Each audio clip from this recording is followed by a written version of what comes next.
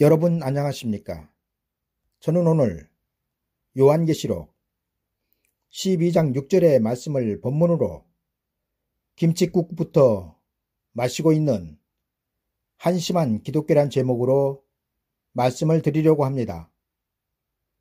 먼저 오늘의 성경 말씀입니다. 그 여자가 광야로 도망하매 거기서 1260일 동안 저를 양육하기 위하여 하나님의 예비하신 곳이 있더라. 아멘. 속담에 떡 줄 사람은 꿈도 안 꾸는데 김칫국부터 마신다는 말이 있습니다. 그리고 그 뜻은 해줄 사람은 생각지도 않는데 미리부터 다 된 일로 알고 행동한다는 것입니다. 그런데 요즘의 기독교가 이 속담에 참 잘 어울리는 것 같아 씁쓸하기만 합니다. 오늘 제가 무슨 말씀을 드리려고 하냐면 휴거에 관한 말씀을 드리려고 합니다. 휴거는 설교자들이 복잡하게 말하고 있지만 성경은 아주 간단하고 명료하게 그 대상과 때와 시기 그리고 장소를 정확하게 기록하고 있습니다. 그러나 저는 오늘 이런 것들에 관하여 말씀을 드리려는 것이 아닙니다. 다만 저는 오늘 휴거의 대상이 누구인지만 대충 말씀을 드리려고 합니다. 그리고 제가 대충 말씀을 드리려고 하는 데는 저희 이런 말을 듣고 있는 여러분들은 이미 어느 경지에 이른 신앙인들이며 하나님의 계획에 대하여 관심을 가지고 있는 분들이기 때문에 제가 드리고자 하는 말의 뜻을 잘 알고 계실 것이라 믿기 때문입니다. 저는 지난번에 셀 수 없는 큰 무리들에 관하여 말씀을 드렸습니다. 그리고 그들은 큰 환란에서 나오는 자들인데 어린 양의 피에 그 옷을 씻어 희게한 사람들이었습니다. 그런데 문제는 지금 기독교 내에서 하나님의 말씀을 가르치고 있는 설교자들은 이 흰옷을 입은 대상자들과 하나님의 인을 맞은 14만 4천을 구분하지 못하고 있다는 것입니다. 이뿐만 아니라 대부분의 목사들은 예수 그리스도의 재림 때 공중으로 휴거될 그 대상을 예수 그리스도를 믿고 있는 모든 사람들로 말하고 있습니다. 그러나 여러분, 이는 하나님의 말씀인 성경을 휴지 조각처럼 부도 처리해 버리고 있다는 사실을 알아야 합니다.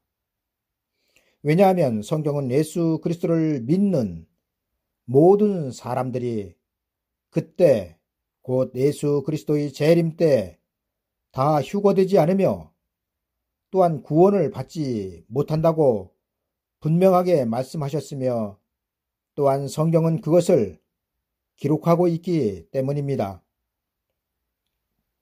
여러분 다니엘 7장 25절의 그가 장차 말로 지극히 높으신 자를 대적하며 또 지극히 높으신 자의 성도를 괴롭게 할 것이며 그가 또 때와 법을 변개코자 할 것이며 성도는 그의 손에 붙인 바 되어 한 때와 두 때와 반 때를 지내리라의 말씀은 후 3년 반의 기간을 말씀하고 있지만 이 기간이 오기 전에 전조 증상으로 목사들에 의하여 하나님의 진리는 심하게 왜곡되어진다는 것입니다.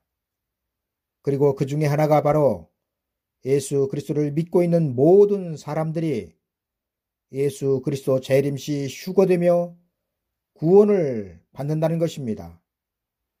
그러나 여러분, 목사들은 지금 휴거의 시기와 때를 말할 것이 아니라 휴거의 대상을 말해야 합니다. 왜냐하면 대상도 정해지지 않았는데 휴거를 말하는 것은 어불성설이기 때문입니다. 여러분, 예수 그리스도의 재림과 성도들의 휴거에는 반드시 그 방법과 절차가 성경에 기록되어 있습니다. 그런데 이런 모든 절차들을 무시하고 어느 날 갑자기 도적과 같이 예수 그리스도께서 오신다고 말하며 예수 그리스도를 믿고 죽은 모든 성도들이 부활하고 그때 살아있는 성도들은 변화되어 공중으로 올라가서 주를 영접하게 된다는 말은 성경에서 기록하고 있는 하나님의 말씀과 전혀 다른 비진리인 것입니다. 여러분, 비진리가 왜 무서운지 아십니까? 비진리는 가짜이며 가짜로는 구원을 받지 못하기 때문입니다. 여러분, 어떤 사람이 타국을 가려고 할 때 반드시 여권이 있어야 하는데 위조된 여권으로 갈 수 있겠습니까?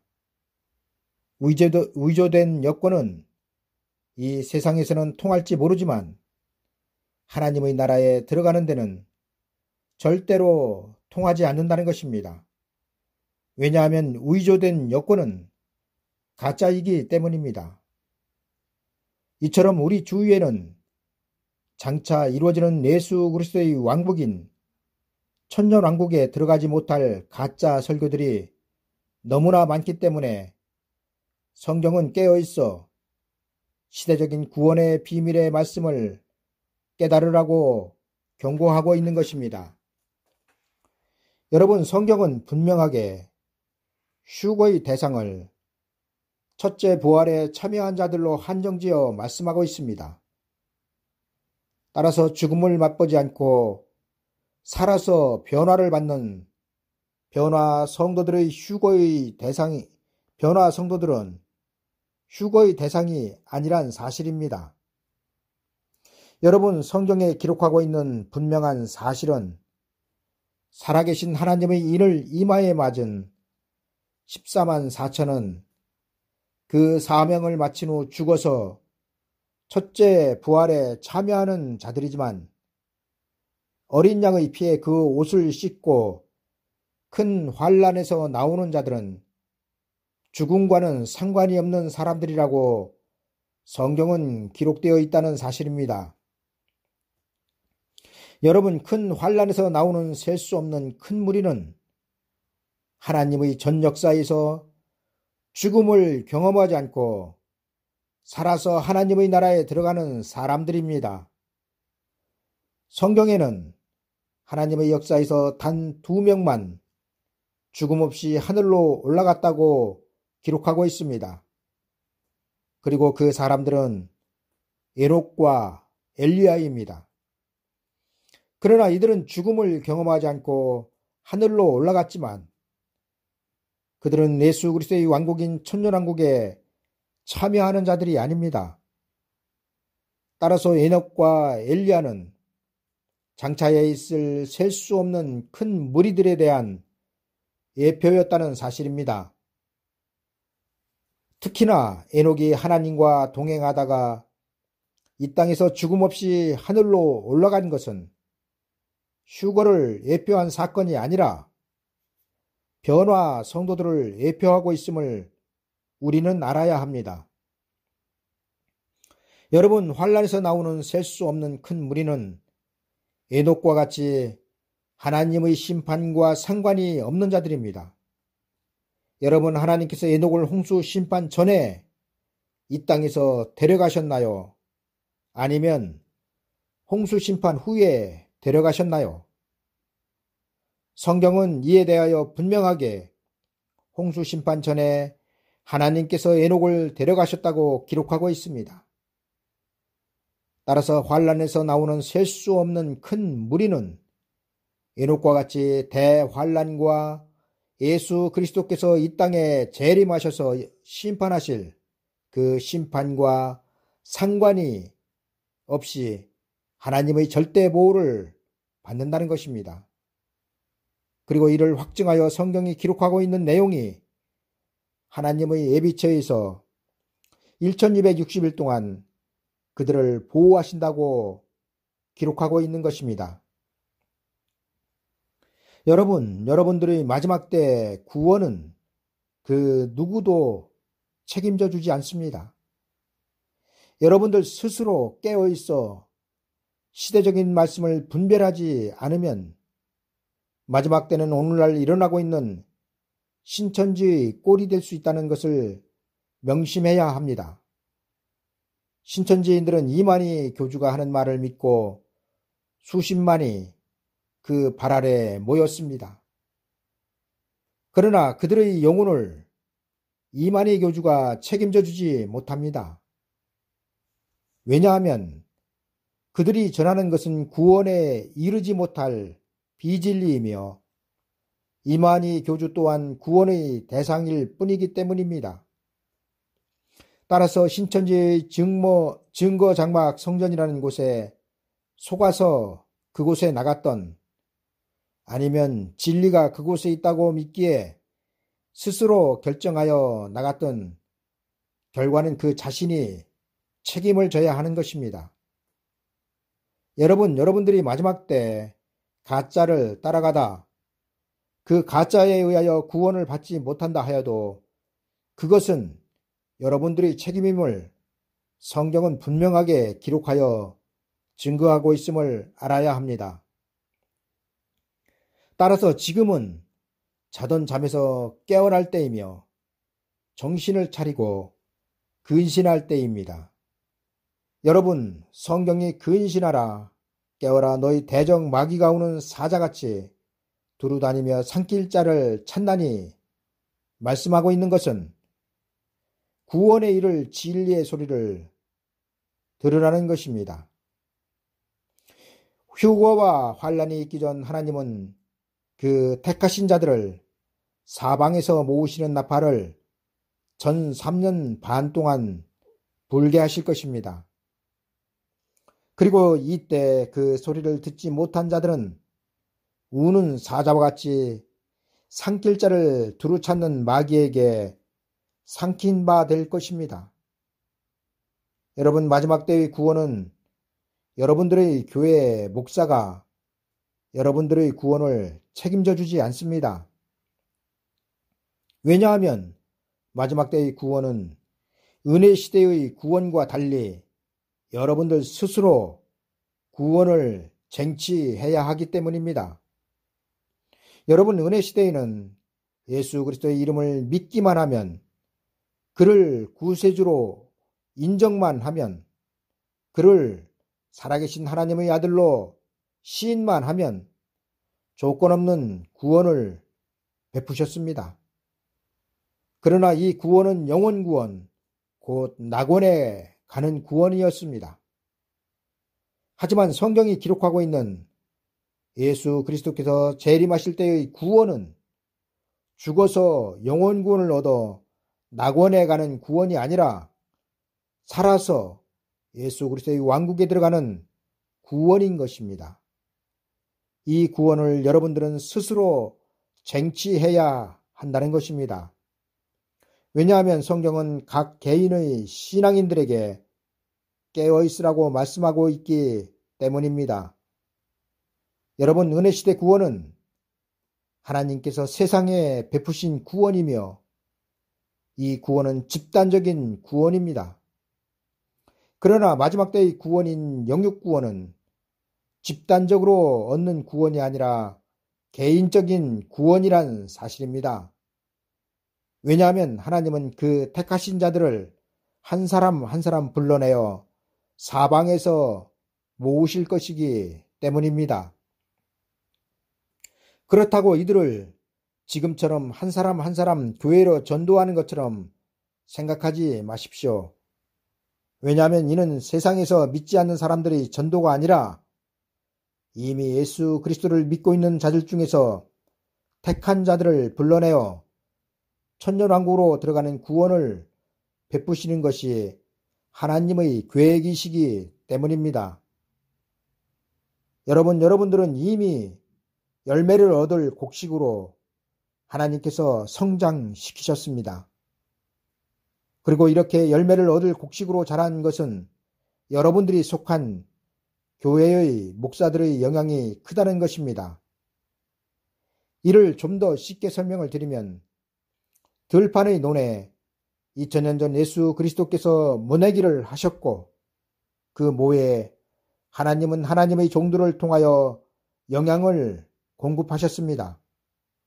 그리고 이제 하나님은 2000년 동안 지은 농사에서 열매를 원하시고 계시다는 것입니다. 기독교는 2000년 전 모에서 자라 벼가 되었습니다. 그리고 벼는 쌀이라는 곡식을 내야 합니다. 그리고 성경은 이것을 알곡이라고 기록하고 있습니다. 하나님은 그동안 들의 논에 심은 곡식을 위하여 벌레에 먹히지 않도록 약을 치고 잘 자라도록 비료를 공급하고 때를 따라 적당히 비도 내려주셨습니다. 그리고 이제 이렇게 가꾼 들녘에서 열매를 원하시고 계신 것입니다. 그리고 이를 성경은 추수 곧 성도의 추수라고 말씀하고 있습니다. 여러분들이 잘 아시다시피 예수 그리스도의 재림의 목적은 알곡을 모아 곡관인 천년왕국에 드리기 위함입니다. 그리고 이 과정에서 자연스럽게 알곡과 쭉정이가 갈라지는 것이며 세상 나라가 천년왕국을 이루기 위하여 자연스럽게 세상이 심판을 당하는 것입니다. 그리고 천년왕국에는 마귀가 없기 때문에 이 또한 자연스럽게 마귀인 용이 무적행으로 들어가 천년왕국의 기간인 천년 동안 갇혀있게 되는 것입니다. 여러분들이 잘 아시다시피 곡관에 들어갈 대상은 알곡이며 쭉정이는 들어가지 못합니다. 그런데 여러분, 곡식이 알곡으로 열매를 맺기 위해서는 가을 날씨의 일조량이 있어야 합니다. 그리고 이를 성경은 때를 따라 양식을 먹어야 열매를 맺는다고 말씀하고 있는 것입니다.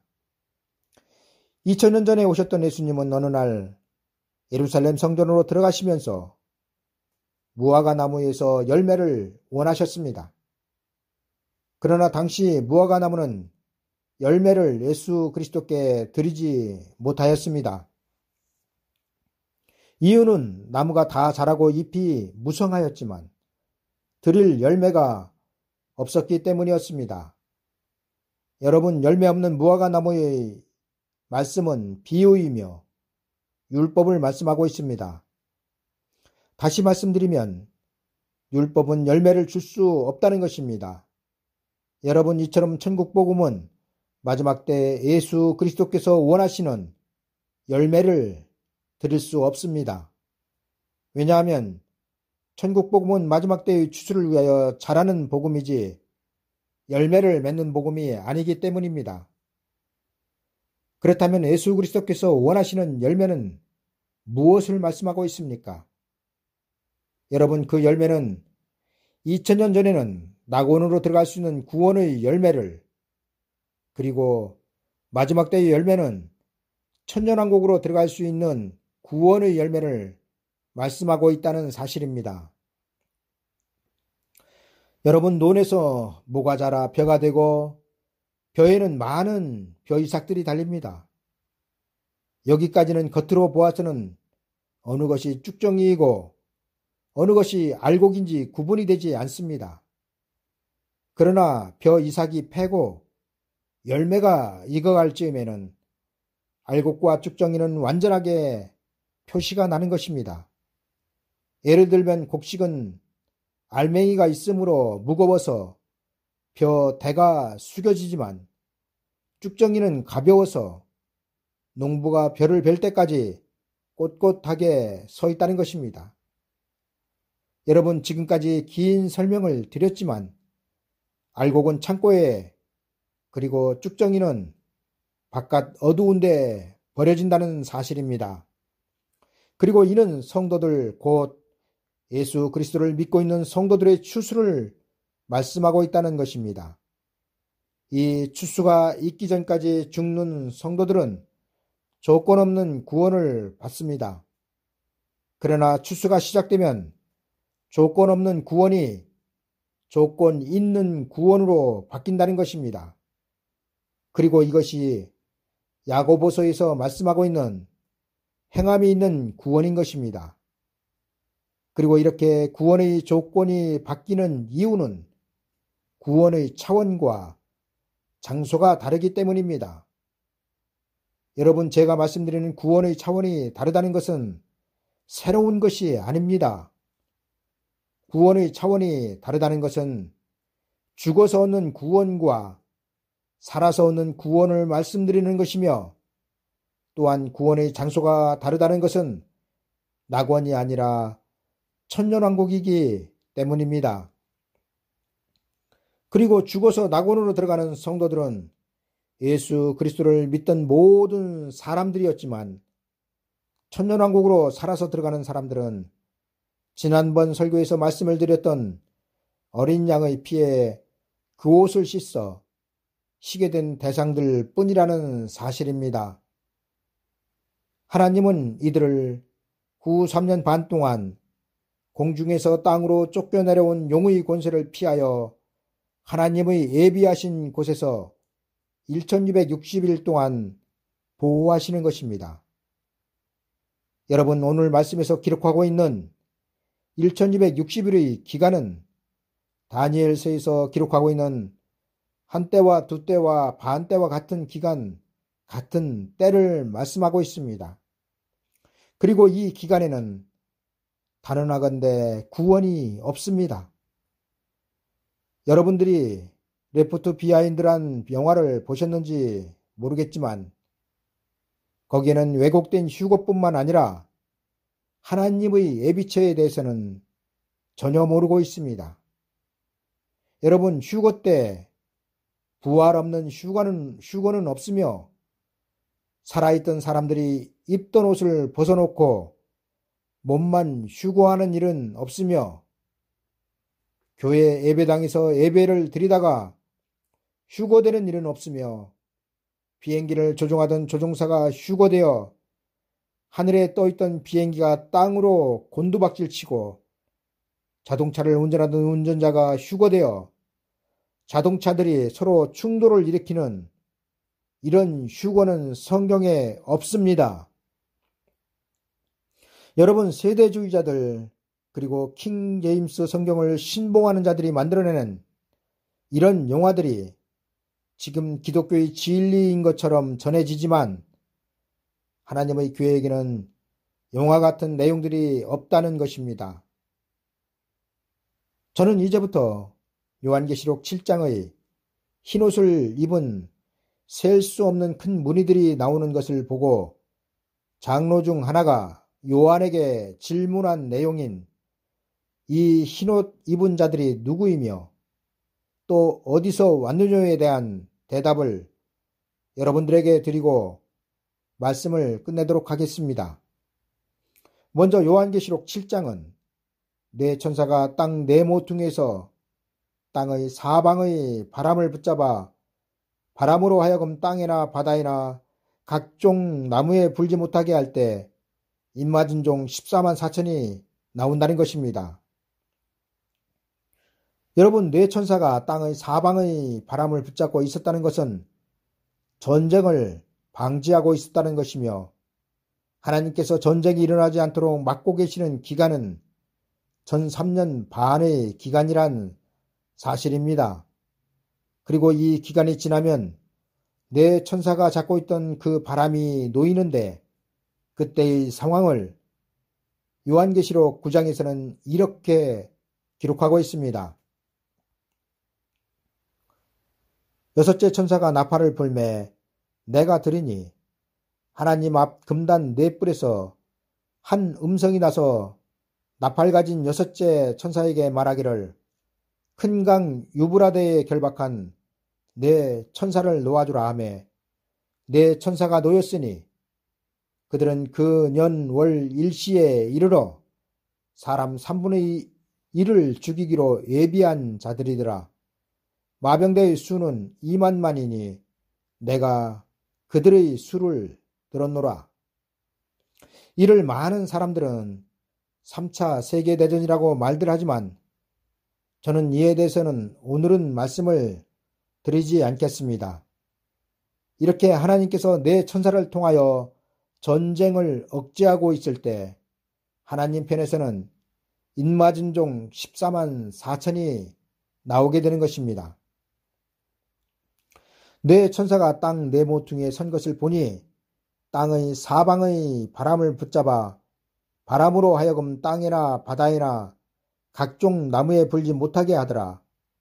또 봄에 다른 천사가 살아계신 하나님의 인을 가지고 해돋는 데로부터 올라와서 땅과 바다를 해롭게 할 권세를 얻은 네 천사를 향하여 큰 소리로 외쳐 가로되 우리가 우리 하나님의 종들의 이마에 인치기까지 땅이나 바다나 나무나 해하지 말라 하더라. 내가 인맞은 자의 수를 들으니 이스라엘 자손의 각 지파 중에서 인맞은 자들이 14만 4천이니 여러분 성경은 분명하게 우리가 우리 하나님의 종들의 이마에 인치기까지라고 기록하고 있는데 왜 목사들의 설교는 전부 다 유대인들의 구원으로 14만 4천을 해석하고 있을까요? 그러나 여러분 14만 4천은 절대로 유대인들의 구원의 수가 아닙니다. 여러분 14만 4천은 하나님의 역사에서 가장 중요한 위치에 있는 사람들이며 하나님의 역사의 종결자들임을 우리는 알아야 합니다. 이들은 하나님의 역사를 마무리 지을 하나님의 마지막 종들이며 이들로 인하여 재림하시는 예수 그리스도의 길이 예비될 것입니다. 여러분 초림의 길을 예비한 세례 요한에 대하여 예수 그리스도께서는 여자가 낳은 자 중에서 가장 큰 자라고 말씀하셨습니다. 그리고 세례 요한과 같이 다시 오시는 주님의 길을 예비하는 자들이 바로 14만 4천 인맞은 종들이란 사실입니다. 그리고 인맞은 종들이 전하는 예언의 말씀을 듣고 흰옷을 입은 셀 수 없는 큰 무리들이 나온다는 것입니다. 그리고 이렇게 하나님의 계획이 이루어지는 것은 곧 마태복음 24장 31절의 저가 큰 나팔소리와 함께 천사들을 보내리니 저희가 그 택하신 자들을 하늘 이 끝에서 저 끝까지 사방에서 모으리라의 말씀이 성취되는 것입니다. 여러분, 제가 지금까지 드리고 있는 말씀은 성경에 전부 다 기록된 말씀들이며 성경으로 검증된 말씀을 저는 여러분들에게 드리고 있다는 사실입니다. 여러분, 분명한 것은 하나님께서 마지막 때 베푸실 구원은 영원 구원이 아니라 영육 구원이며 이 영육을 얻을 구원의 말씀을 14만 4천을 통하여 하나님은 하나님의 백성들에게 전하게 하신다는 것입니다. 그리고 14만 4천이 전한 그 말을 듣고 따라 나온 자들이 흰옷을 입은 셀 수 없는 큰 무리들이란 사실입니다. 여러분, 성경이 왜 여러분들에게 깨어 있으라고 기록하고 있는지 아십니까? 그 이유는 14만 4천 인맞은 종들이 전하는 예언의 말씀을 들어야 마지막 때는 구원을 얻을 수 있기 때문입니다. 제 말이 거짓말 같습니까? 그럼 그렇게 믿으십시오. 그러나 이것만은 아셔야 합니다. 성경은 이 일 후에 내가 보니 각 나라와 족속과 백성과 방언에서 아무라도 능히 셀 수 없는 큰 무리가 흰옷을 입고 손에 종려가지를 들고 보좌 앞과 어린 양 앞에 섰다고 기록하고 있습니다. 그리고 이들은 구원을 얻은 자들임을 그 누구도 부인하지 못할 것입니다. 그런데 이 구원을 얻은 흰옷을 입은 자들이 나오기 전에 이 일 후에라고 성경은 기록하고 있습니다.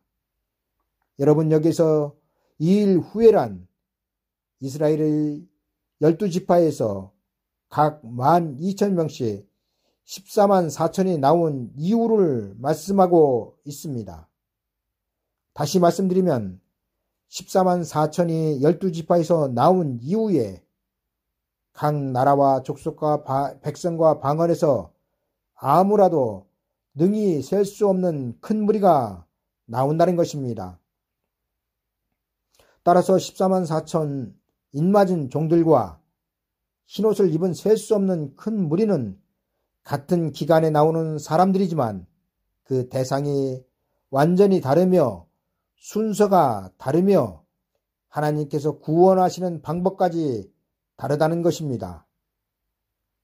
여러분, 큰 환란에서 나오는 흰옷을 입은 셀 수 없는 무리들은 14만 4천이 전하는 마지막 때 구원을 얻을 예언의 말씀을 듣고 나온 알곡들이며 이들은 예수 그리스도의 왕국인 천년왕국에 죽음 없이 들어가 그곳에서 천년 동안 살다가 장차에 이루어지는 사하늘 새 땅인 영원한 천국의 흰 보좌 심판을 거치지 않고 바로 통과하여 천국으로 들어가는 사람들입니다. 여러분, 하나님의 구원의 역사는 흰옷을 입은 셀 수 없는 큰 무리들의 구원을 끝으로 대단원의 막을 내리게 됩니다. 그리고 이렇게 구원하신 흰옷을 입은 셀 수 없는 큰 무리들을 하나님은 창세 이래로 없던 환란, 개국 이래로 없던 환란과 상관없이 또 666 짐승의 표와 상관없이 후삼년 반이 끝나고 세상 나라가 주의 나라가 되기까지 하나님의 예비하신 곳에서 보호하시는 것입니다.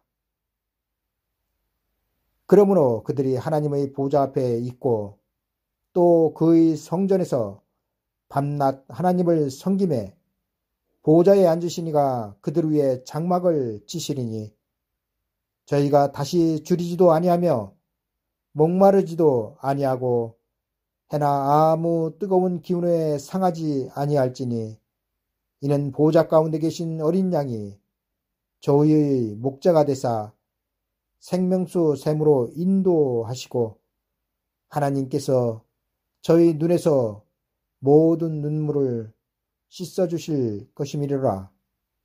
아멘.